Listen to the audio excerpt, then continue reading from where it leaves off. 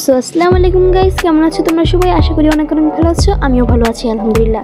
আজকে আমি তোমাদের জন্য নিয়ে এসেছি 5 best high school anime movie বা সিরিজ নিয়ে, যা তোমাদের অবশ্যই দেখা প্রয়োজন। যদি তুমি একটা হাই স্কুল স্টুডেন্ট হয়ে থাকো তবে এই মুভি বা সিরিজগুলো তোমার জন্য বেস্ট অপশন হবে। সো বেশি কথা না বাড়িয়ে let's jump on the video.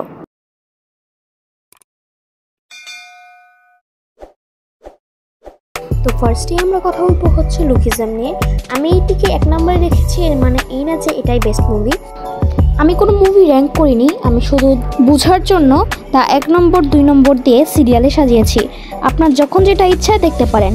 So এই অ্যানিমেতে আমরা একটি ছেলেকে দেখতে পাই যে কিনা খুবই দুর্বল থাকে, কিন্তু হঠাৎ করে সে একদিন ঘুম থেকে উঠে দেখে সে অনেক শক্তিশালী হয়ে গেছে, অনেক সুন্দর হয়ে গেছে। এটাকে অনেকে একটা কমন স্টোরি ভাবে যে না এটা একটা কমন স্টোরি, এটা দেখা যাবে না। কিন্তু ভাই এর মাঙ্গা যারা পড়েছেন তারা বুঝতেই পারছেন যে সিজন 2 বা পরবর্তীতে কি হতে চলেছে।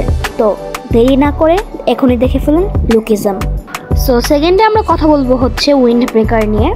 এটিকে যদি আমি সিরিয়ালে না রাখি তবে হয়তো আমার ভিডিও কমপ্লিট হবে না।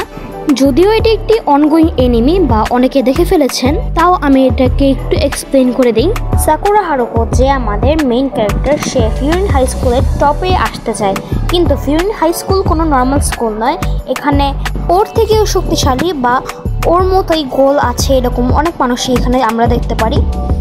এই অনগোয়িং এনিমির আপনি যদি 1 থেকে 2টি এপিসোডটি দেখতে পারেন তবেই আপনি বুঝতে পারবেন এই এনিমিটি জোস।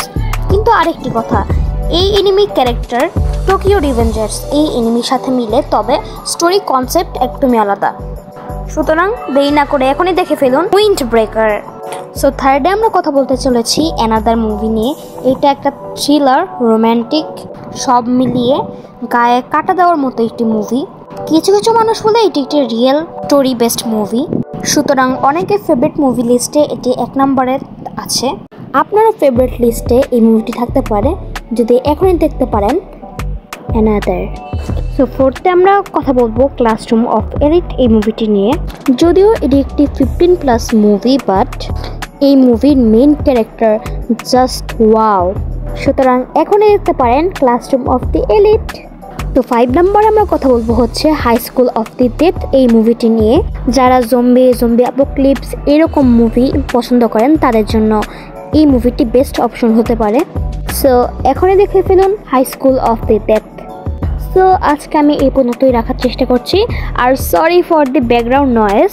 অ্যান্ড এরপরে তোমাদের কি টাইপের ভিডিও প্রয়োজন তা আমাকে এখনই কমেন্ট বক্সে জানিয়ে দিও। আজকে এই পর্যন্তই, আল্লাহ হাফেজ।